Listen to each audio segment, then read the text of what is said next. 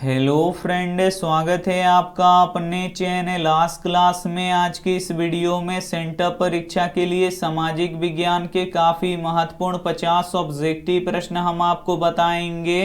ये जो 50 ऑब्जेक्टिव प्रश्न है ये आपके फाइनल बोर्ड परीक्षा के लिए काफ़ी महत्वपूर्ण है, तो एक भी प्रश्न आप लोग स्किप मत कीजिएगा। वीडियो को प्लीज़ आप लोग शुरू से लेके अंत तक देखिएगा और चैनल को अभी तक आप सब्सक्राइब नहीं किए हैं तो चैनल को सब्सक्राइब कर लीजिएगा। और सब्सक्राइब करने के बाद एक बेल आइकन आता है तो बेल आइकन को दबा के ऑल पे कर लीजिएगा, ताकि जब भी लाइव क्लास हो तो आपके पास नोटिफिकेशन पहुंचता रहे। तो आइए शुरू करते हैं पहले नंबर प्रश्न से। तो पहला नंबर प्रश्न है कि ग्राम कचहरी का प्रधान कौन होता है। ए ऑप्शन है पंच, बी ऑप्शन है न्याय मित्र, सी ऑप्शन है सरपंच, डी ऑप्शन है प्रमुख। तो यहाँ पे आपको बताना है कि ग्राम कचहरी का प्रधान कौन होता है, तो सरपंच होता है, इसे आपको याद रखना है। यहाँ पे सी ऑप्शन बिल्कुल ही सही हो जाएगा। और सरपंच का कार्यकाल कितने वर्षों का होता है, तो 5 वर्षों का होता है, तो ये भी साथ में आपको याद रखना है। आइए देखते हैं अगला प्रश्न 2 नंबर प्रश्न है कि काली मिट्टी किस फसल के लिए उपयुक्त होता है। ए ऑप्शन है कपास के लिए, बी ऑप्शन है लीची के लिए, सी ऑप्शन है गेहूं के लिए, डी ऑप्शन है बाजरा के लिए। तो यहाँ पे आपको बताना है कि काली मिट्टी किस फसल के लिए उपयुक्त होता है, तो कपास के लिए उपयुक्त होता है, इसे आपको याद रखना है। यहाँ पे ए ऑप्शन बिल्कुल ही सही हो जाएगा। और कपास किस राज्य में सबसे अधिक होता है, तो गुजरात राज्य में सबसे अधिक होता है, इसे आपको याद रखना है। और काली मिट्टी का दूसरा नाम क्या है, तो काली मिट्टी का दूसरा नाम रेगुन मिट्टी है, तो इसे भी साथ में आपको याद रखना है। आइए देखते हैं अगला प्रश्न 3 नंबर प्रश्न है कि दाल किस पौष्टिक अंश का स्रोत है। ए ऑप्शन है कार्बोहाइड्रेट का, बी ऑप्शन है प्रोटीन का, सी ऑप्शन है विटामिन डी का, डी ऑप्शन है वसा का। तो यहाँ पे आपको बताना है कि दाल किस पौष्टिक अंश का स्रोत है, तो दाल प्रोटीन का स्रोत है, इसे आपको याद रखना है। यहाँ पे बी ऑप्शन बिल्कुल ही सही हो जाएगा। और दाल सबसे अधिक कहाँ पे होता है, तो दाल सबसे अधिक मध्य प्रदेश में होता है, तो ये भी साथ में आपको याद रखना है। आइए देखते हैं अगला प्रश्न 4 नंबर प्रश्न है कि अंकोर वाट का मंदिर कहाँ स्थित है। ए ऑप्शन है जापान में, बी ऑप्शन है कंबोडिया में, सी ऑप्शन है थाईलैंड में, डी ऑप्शन है चीन में। तो यहाँ पे आपको बताना है कि अंकोर वाट का मंदिर कहाँ स्थित है, तो अंकोर वाट का मंदिर कंबोडिया में स्थित है, इसे आपको याद रखना है। यहाँ पे बी ऑप्शन बिल्कुल ही सही हो जाएगा। और अंकोर वाट का मंदिर किस हिंदू देवता के लिए प्रसिद्ध है, तो भगवान विष्णु के लिए प्रसिद्ध है, इसे आपको याद रखना है। और अंकोर वाट का मंदिर का निर्माण किसने करवाया था, तो सूर्यवर्मन द्वितीय ने करवाया था, तो ये भी साथ में आपको याद रखना है। आइए देखते हैं अगला प्रश्न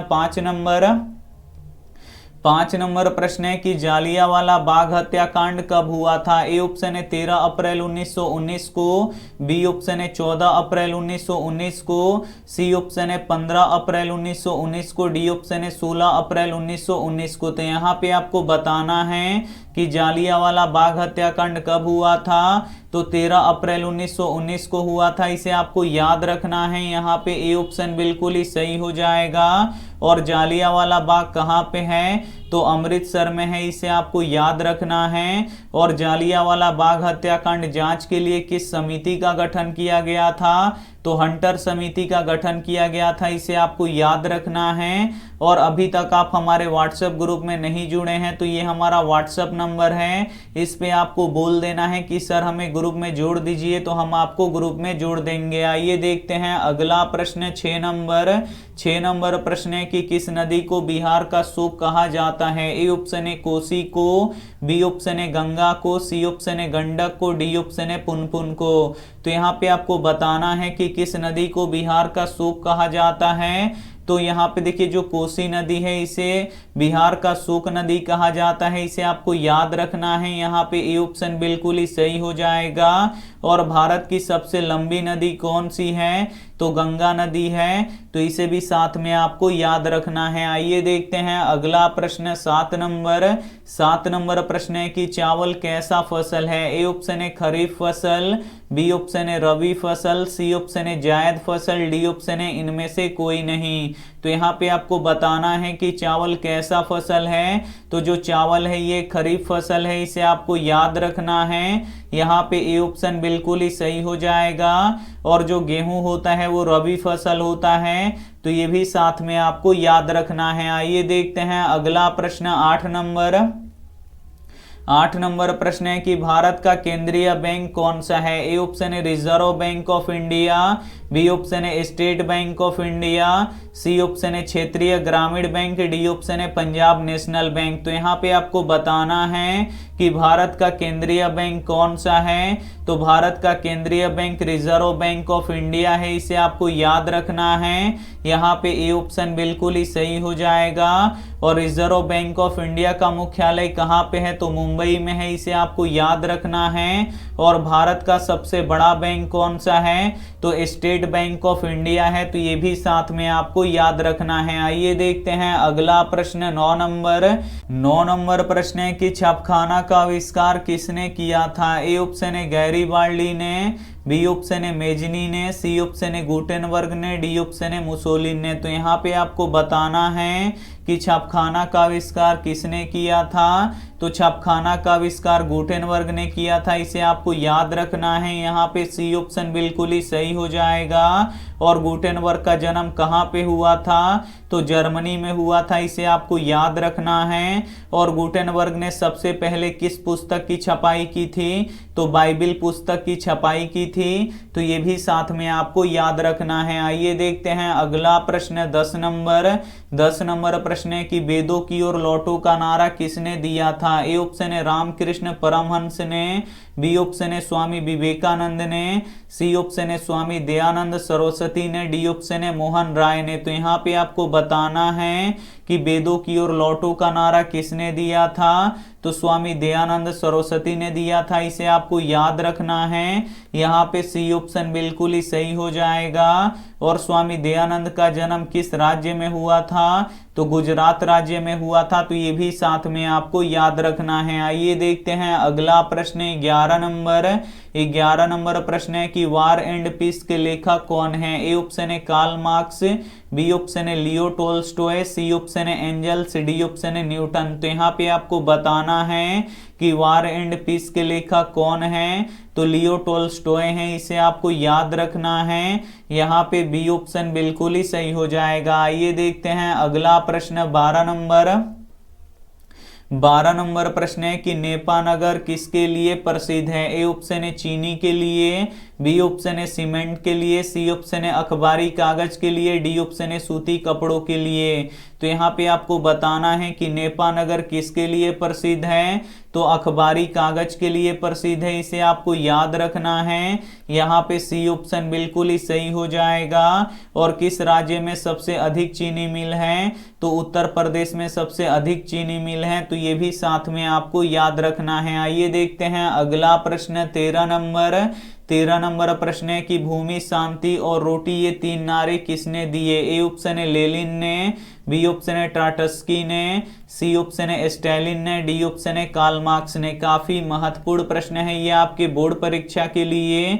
यहाँ पे आपको बताना है कि भूमि, शांति और रोटी ये 3 नारे किसने दिए? तो लेनिन ने दिए, इसे आपको याद रखना है। यहाँ पे ए ऑप्शन बिल्कुल ही सही हो जाएगा। आइए देखते हैं अगला प्रश्न 14 नंबर प्रश्न है कि तिनकठिया प्रणाली किन पर लागू की गई थी? ए ऑप्शन है उद्योगपतियों पर, बी ऑप्शन है व्यापारियों पर, सी ऑप्शन है श्रमिकों पर, डी ऑप्शन है किसानों पर। तो यहाँ पे आपको बताना है कि तिनकठिया प्रणाली किन पर लागू की गई थी? तो किसानों पर लागू की गई थी, इसे आपको याद रखना है। यहाँ पे डी ऑप्शन बिल्कुल ही सही हो जाएगा। सेंटअप परीक्षा के लिए काफी महत्वपूर्ण 50 ऑब्जेक्टिव प्रश्न बताएंगे, तो एक भी प्रश्न आप लोग स्किप मत कीजिएगा, क्योंकि इस 50 ऑब्जेक्टिव प्रश्न में से बहुत सारे प्रश्न सेंटअप परीक्षा में रहेंगे। तो प्लीज आप लोग इस वीडियो को शुरू से लेके अंत तक देखिएगा। और वीडियो को अभी तक आप लाइक नहीं किए तो प्लीज आप लोग वीडियो को लाइक भी कर दीजिएगा। आइए देखते हैं अगला प्रश्न 15 15 नंबर प्रश्न है कि मानवकृत आपदा किसे कहते हैं। ए ऑप्शन है जो मानव के द्वारा घटित होता है, बी ऑप्शन है जो प्रकृति द्वारा घटित होता है, सी ऑप्शन है दोनों, डी ऑप्शन है इनमें से कोई नहीं। तो यहाँ पे आपको बताना है कि मानवकृत आपदा किसे कहते हैं। तो वैसा आपदा जो मानव के द्वारा घटित होता है उसे मानवकृत आपदा कहते हैं।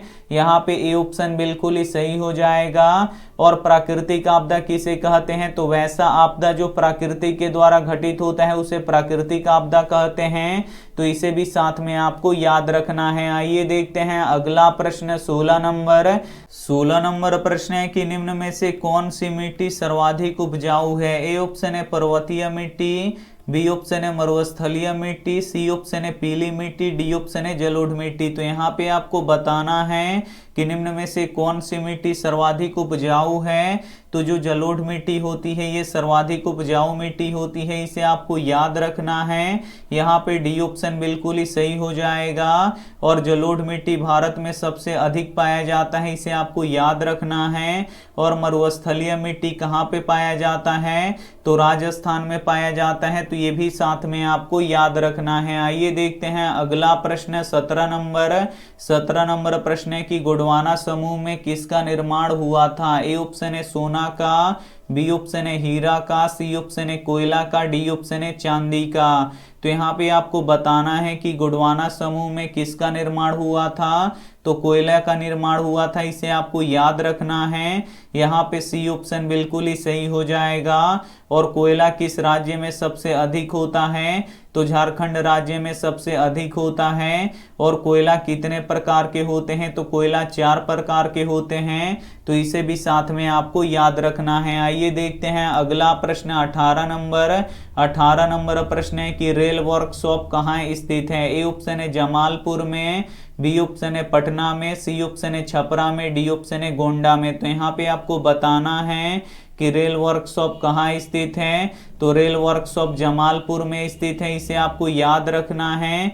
यहाँ पे ए ऑप्शन बिल्कुल ही सही हो जाएगा। आइए देखते हैं अगला प्रश्न 19 नंबर। 19 नंबर प्रश्न है कि चिपको आंदोलन निम्न में से किससे संबंधित है। ए ऑप्शन है पेड़ बचाने से, बी ऑप्शन है नदी बचाने से, सी ऑप्शन है आर्थिक शोषण से, डी ऑप्शन है शराबखोरी के विरुद्ध। तो यहाँ पे आपको बताना है कि चिपको आंदोलन निम्न में से किससे संबंधित है, तो पेड़ बचाने से संबंधित है, इसे आपको याद रखना है। यहाँ पे ए ऑप्शन बिल्कुल ही सही हो जाएगा। और चिपको आंदोलन के अग्रणी नेता कौन है, तो सुंदरलाल बहुगुणा है। तो ये भी साथ में आपको याद रखना है। आइए देखते हैं अगला प्रश्न 20 नंबर। 20 नंबर प्रश्न है कि भारत में वोट देने का न्यूनतम उम्र क्या है। ए ऑप्शन है 18 वर्ष, बी ऑप्शन है 16 वर्ष, सी ऑप्शन है 20 वर्ष, डी ऑप्शन है 21 वर्ष। तो यहाँ पे आपको बताना है कि भारत में वोट देने का न्यूनतम उम्र क्या है, तो 18 वर्ष है, इसे आपको याद रखना है। यहाँ पे ए ऑप्शन बिल्कुल ही सही हो जाएगा। और मुखिया बनने के लिए आयु कितना होना चाहिए, तो 18 वर्ष होना चाहिए, इसे आपको याद रखना है। आइए देखते हैं अगला प्रश्न 21 नंबर। 21 नंबर प्रश्न है कि दल बदल कानून किस पर लागू होता है। ए ऑप्शन है सांसदों और विधायकों पर, बी ऑप्शन है राष्ट्रपति पर, सी ऑप्शन है उपराष्ट्रपति पर, डी ऑप्शन है तीनों पर। तो यहाँ पे आपको बताना है कि दल बदल कानून किस पर लागू होता है, तो सांसदों और विधायकों पर लागू होता है, इसे आपको याद रखना है। यहाँ पे ए ऑप्शन बिल्कुल ही सही हो जाएगा। और दल बदल कानून कब बना था, तो 1985 ईस्वी में बना था। तो ये भी साथ में आपको याद रखना है। आइए देखते हैं अगला प्रश्न 22 नंबर। 22 नंबर प्रश्न है कि टीपू सुल्तान कहाँ के शासक थे। ए ऑप्शन है मैसूर के, बी ऑप्शन है शिमला के, सी ऑप्शन है कश्मीर के, डी ऑप्शन है दिल्ली के। तो यहाँ पे आपको बताना है कि टीपू सुल्तान कहाँ के शासक थे, तो टीपू सुल्तान मैसूर के शासक थे, इसे आपको याद रखना है। यहाँ पे ए ऑप्शन बिल्कुल ही सही हो जाएगा। आइए देखते हैं अगला प्रश्न 23 नंबर। 23 नंबर प्रश्न है कि हिंद चीन में बसने वाले फ्रांसीसी को क्या कहा जाता था। ए ऑप्शन है फ्रांसीसी, बी ऑप्शन है शासक, सी ऑप्शन है क्लोन, डी ऑप्शन है जनरल। तो यहाँ पे आपको बताना है कि हिंद चीन में बसने वाले फ्रांसीसी को क्या कहा जाता था, तो क्लोन कहा जाता था, इसे आपको याद रखना है। यहाँ पे सी ऑप्शन बिल्कुल ही सही हो जाएगा। और हिंद चीन क्षेत्र में कौन कौन से देश आते थे, तो लाओस, कंबोडिया और वियतनाम आते थे। तो ये भी साथ में आपको याद रखना है। आइए देखते हैं अगला प्रश्न 24 नंबर। 24 नंबर प्रश्न है कि नर्मदा बचाओ आंदोलन में नर्मदा क्या है। ए ऑप्शन है तालाब, बी ऑप्शन है नदी, सी ऑप्शन है समुद्र, डी ऑप्शन है पेड़। तो यहाँ पे आपको बताना है कि नर्मदा बचाओ आंदोलन में नर्मदा क्या है, तो नर्मदा एक नदी है। यहाँ पे बी ऑप्शन बिल्कुल ही सही हो जाएगा। और नर्मदा बचाओ आंदोलन किसने चलाया था, तो मेधा पाटेकर ने चलाया था। तो ये भी साथ में आपको याद रखना है। आइए देखते हैं अगला प्रश्न 25 नंबर। 25 नंबर प्रश्न है कि महात्मा गांधी अपना राजनीतिक गुरु किसे मानते थे। ए ऑप्शन है बाल गंगाधर तिलक को, बी ऑप्शन है गोपाल कृष्ण गोखले को, सी ऑप्शन है लाला लाजपत राय को, डी ऑप्शन है बनर्जी को। तो यहाँ पे आपको बताना है कि महात्मा गांधी अपना राजनीतिक गुरु किसे मानते थे, तो गोपाल कृष्ण गोखले को मानते थे, इसे आपको याद रखना है। यहाँ पे बी ऑप्शन बिल्कुल ही सही हो जाएगा। और गांधी जी को महात्मा की उपाधि किसने दिया था, तो रविंद्रनाथ टैगोर जी ने दिया था। तो ये भी साथ में आपको याद रखना है। आइए देखते हैं अगला प्रश्न 26 नंबर। 26 नंबर प्रश्न है कि भारत में चुनाव का सर्वोच्च अधिकारी कौन होता है। ए ऑप्शन है निर्वाचन आयुक्त, बी ऑप्शन है मुख्य निर्वाचन आयुक्त, सी ऑप्शन है राष्ट्रपति, डी ऑप्शन है प्रधानमंत्री। तो यहाँ पे आपको बताना है कि भारत में चुनाव का सर्वोच्च अधिकारी कौन होता है, तो मुख्य निर्वाचन आयुक्त होता है, इसे आपको याद रखना है। यहाँ पे बी ऑप्शन बिल्कुल ही सही हो जाएगा। आइए देखते हैं अगला प्रश्न 27 नंबर। 27 नंबर प्रश्न है कि भारत का वित्तीय राजधानी किस शहर को कहा गया है। ए ऑप्शन है मुंबई को, बी ऑप्शन है दिल्ली को, सी ऑप्शन है पटना को, डी ऑप्शन है चेन्नई को। तो यहाँ पे आपको बताना है कि भारत का वित्तीय राजधानी किस शहर को कहा गया है, तो मुंबई को कहा गया है, इसे आपको याद रखना है। यहाँ पे ए ऑप्शन बिल्कुल ही सही हो जाएगा। और मुंबई को सूती वस्त्रों की राजधानी भी कहा जाता है, तो ये भी साथ में आपको याद रखना है। आइए देखते हैं अगला प्रश्न 28 नंबर। 28 नंबर प्रश्न है कि एशिया का सबसे बड़ा परमाणु विद्युत गृह कहाँ स्थित है। ए ऑप्शन है इस्लामाबाद में, बी ऑप्शन है तारापुर में, सी ऑप्शन है पटना में, डी ऑप्शन है संघाई में। तो यहाँ पे आपको बताना है कि एशिया का सबसे बड़ा परमाणु विद्युत गृह कहाँ स्थित है, तो तारापुर में स्थित है, इसे आपको याद रखना है। यहाँ पे बी ऑप्शन बिल्कुल ही सही हो जाएगा। और तारापुर कहाँ है, तो महाराष्ट्र में है, तो ये भी साथ में आपको याद रखना है। आइए देखते हैं अगला प्रश्न 29 नंबर। 29 नंबर प्रश्न है कि भारत का राष्ट्रीय पक्षी निम्न में से कौन सा है। यहाँ पे आपको बताना है कि भारत का राष्ट्रीय पक्षी कौन सा है। ए ऑप्शन है मोर, बी ऑप्शन है कबूतर, सी ऑप्शन है बतख, डी ऑप्शन है चील। तो भारत का राष्ट्रीय जो पक्षी है वो मोर है, इसे आपको याद रखना है। यहाँ पे ए ऑप्शन बिल्कुल ही सही हो जाएगा। और भारत का जो राष्ट्रीय पशु है वो बाघ है, तो ये भी साथ में आपको याद रखना है। आइए देखते हैं अगला प्रश्न 30 नंबर। 30 नंबर प्रश्न है कि नर्मदा बचाओ आंदोलन किसने चलाया था। ए ऑप्शन है मेधा पाटेकर ने, बी ऑप्शन है संदीप पांडे ने, सी ऑप्शन है अन्ना हजारे ने, डी ऑप्शन है अरविंद केजरीवाल ने। तो यहाँ पे आपको बताना है कि नर्मदा बचाओ आंदोलन किसने चलाया था, तो मेधा पाटेकर ने चलाया था। यहाँ पे ए ऑप्शन बिल्कुल ही सही हो जाएगा। आइए देखते हैं अगला प्रश्न 31 नंबर। 31 नंबर प्रश्न है कि किस राज्य में खनिज तेल का विशाल भंडार है। ए ऑप्शन है असम में, बी ऑप्शन है राजस्थान में, सी ऑप्शन है बिहार में, डी ऑप्शन है उत्तर प्रदेश में। तो यहाँ पे आपको बताना है कि किस राज्य में खनिज तेल का विशाल भंडार है, तो असम में है, इसे आपको याद रखना है। यहाँ पे ए ऑप्शन बिल्कुल ही सही हो जाएगा। और चाय पत्ती सबसे अधिक कहाँ पे होता है, तो असम में होता है, तो ये भी साथ में आपको याद रखना है। आइए देखते हैं अगला प्रश्न 32 नंबर। 32 नंबर प्रश्न है कि विश्व पर्यावरण दिवस किस दिन को मनाया जाता है। ए ऑप्शन है 5 जनवरी को, बी ऑप्शन है 5 अगस्त को, सी ऑप्शन है 5 जून को, डी ऑप्शन है 5 अप्रैल को। तो यहाँ पे आपको बताना है कि विश्व पर्यावरण दिवस किस दिन मनाया जाता है। तो 5 जून को मनाया जाता है, इसे आपको याद रखना है।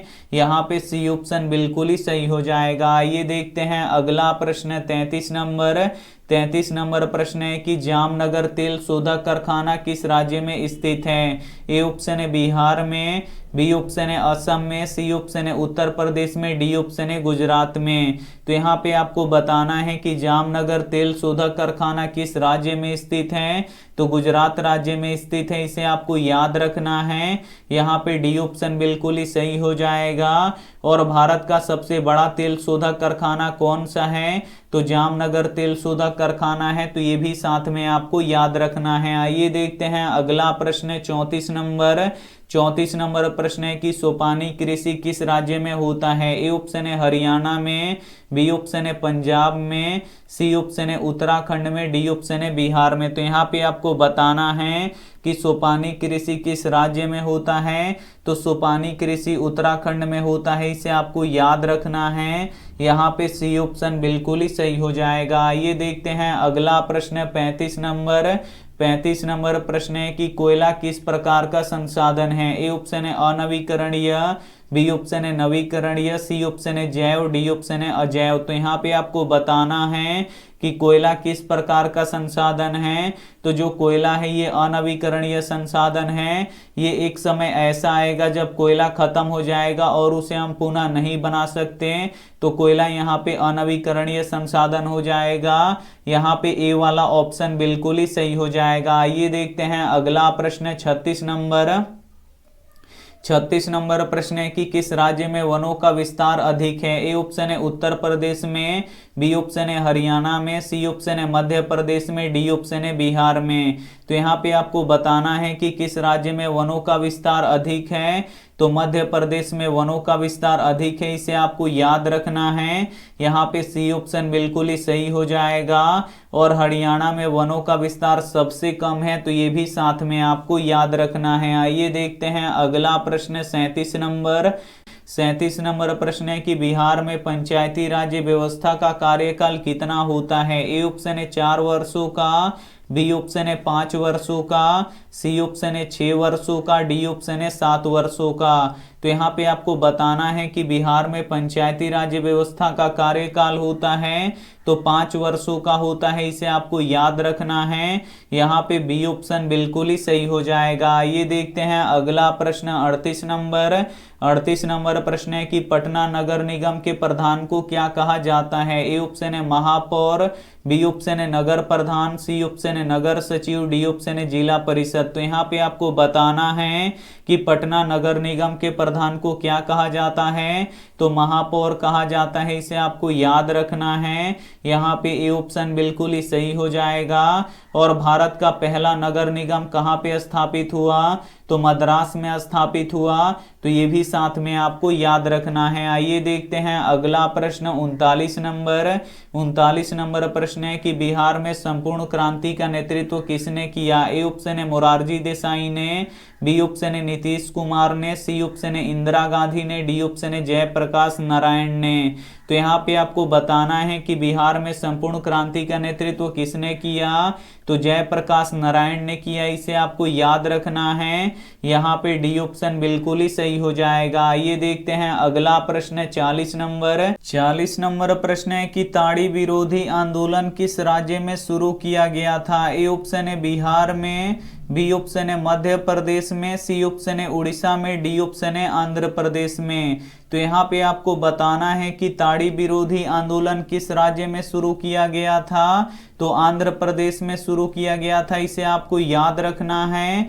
यहाँ पे डी ऑप्शन बिल्कुल ही सही हो जाएगा। और पिछड़ा राज्य कौन कौन से होते हैं। तो बिहार, मध्य प्रदेश और उड़ीसा, ये तीनों पिछड़ा राज्य हैं, तो ये भी साथ में आपको याद रखना है। आइए देखते हैं अगला प्रश्न 41 नंबर प्रश्न है कि सूचना के अधिकार संबंधित कानून कानून कब बना? ए ऑप्शन है 2004 में, बी ऑप्शन है 2005 में, सी ऑप्शन है 2006 में, डी ऑप्शन है 2009 में। तो यहाँ पे आपको बताना है कि सूचना के अधिकार संबंधित कानून कब बना, तो 2005 में बना, इसे आपको याद रखना है। यहाँ पे बी ऑप्शन बिल्कुल ही सही हो जाएगा। आइए देखते हैं अगला प्रश्न 42 नंबर। 42 नंबर प्रश्न है कि गठबंधन सरकार की पकड़ प्रशासन पर होती है। ए ऑप्शन है मजबूत, बी ऑप्शन है ढीला, सी ऑप्शन है अति मजबूत, डी ऑप्शन है कठोर। तो यहाँ पे आपको बताना है कि गठबंधन सरकार की पकड़ प्रशासन पर होती है तो ढीला होती है, इसे आपको याद रखना है। यहाँ पे बी ऑप्शन बिल्कुल ही सही हो जाएगा। आइए देखते हैं अगला प्रश्न 43 नंबर। 43 नंबर प्रश्न है कि वर्तमान में नेपाल की शासन प्रणाली क्या है? ए ऑप्शन है लोकतंत्र, बी ऑप्शन है राजतंत्र, सी ऑप्शन है सैनिक तंत्र, डी ऑप्शन है इनमें से कोई नहीं। तो यहाँ पे आपको बताना है कि वर्तमान में नेपाल की शासन प्रणाली क्या है, तो लोकतंत्र है, इसे आपको याद रखना है। यहाँ पे ए ऑप्शन बिल्कुल ही सही हो जाएगा। और लोकतंत्र से पहले क्या था, तो राजतंत्र था, तो ये भी साथ में आपको याद रखना है। आइए देखते हैं अगला प्रश्न 44 नंबर। 44 नंबर प्रश्न है कि बहुजन समाज पार्टी के संस्थापक कौन थे? ए ऑप्शन है अंबेडकर, बी ऑप्शन है कांशीराम, सी ऑप्शन है मायावती, डी ऑप्शन है रामविलास पासवान। तो यहाँ पे आपको बताना है कि बहुजन समाज पार्टी के संस्थापक कौन थे, तो कांशीराम थे, इसे आपको याद रखना है। यहाँ पे बी ऑप्शन बिल्कुल ही सही हो जाएगा। और भारतीय संविधान किसने लिखा है, तो बाबा साहेब भीमराव अंबेडकर ने लिखा है, तो ये भी साथ में आपको याद रखना है। आइए देखते हैं अगला प्रश्न 45 नंबर। 45 नंबर प्रश्न है कि क्षेत्रवाद की भावना का एक कुपरिमाण है। ए ऑप्शन है अपने क्षेत्र से लगाव, बी ऑप्शन है राष्ट्रहित, सी ऑप्शन है राष्ट्रीय एकता, डी ऑप्शन है अलगाववाद। तो यहाँ पे आपको बताना है कि क्षेत्रवाद की भावना का एक कुपरिमाण है तो अलगाववाद है, इसे आपको याद रखना है। यहाँ पे डी ऑप्शन बिल्कुल ही सही हो जाएगा। ये देखते हैं अगला प्रश्न 46 नंबर। 46 नंबर प्रश्न है कि भारतीय लोकतंत्र के कितने अंग हैं? ए ऑप्शन है 1, बी ऑप्शन है 3, सी ऑप्शन है 4, डी ऑप्शन है 5। तो यहाँ पे आपको बताना है कि भारतीय लोकतंत्र के कितने अंग हैं, तो भारतीय लोकतंत्र के 3 अंग हैं, इसे आपको याद रखना है। यहाँ पे बी ऑप्शन बिल्कुल ही सही हो जाएगा। पहला होता है कार्यपालिका, दूसरा होता है न्यायपालिका और तीसरा होता है विधायिका। तो ये भी साथ में आपको याद रखना है। आइए देखते हैं अगला प्रश्न 47 नंबर। 47 नंबर प्रश्न है कि समवर्ती सूची में रखा जाता है। ए ऑप्शन है राज्य को, बी ऑप्शन है केंद्र को, सी ऑप्शन है राज्य और केंद्र दोनों को, डी ऑप्शन है इनमें से कोई नहीं। तो यहाँ पे आपको बताना है कि समवर्ती सूची में रखा जाता है तो राज्य और केंद्र दोनों को रखा जाता है, इसे आपको याद रखना है। यहाँ पे सी ऑप्शन बिल्कुल ही सही हो जाएगा। आइए देखते हैं अगला प्रश्न 48 नंबर। 48 नंबर प्रश्न है कि भारतीय जनता पार्टी का चुनाव चिन्ह क्या है? ए ऑप्शन है हाथ का पंजा, बी ऑप्शन है कमल का फूल, सी ऑप्शन है गेंदा का फूल, डी ऑप्शन है चक्र। तो यहाँ पे आपको बताना है कि भारतीय जनता पार्टी का चुनाव चिन्ह क्या है, तो कमल का फूल है, इसे आपको याद रखना है। यहाँ पे बी ऑप्शन बिल्कुल ही सही हो जाएगा। और कांग्रेस पार्टी का चुनाव चिन्ह क्या है, तो हाथ का पंजा है, इसे आपको याद रखना है।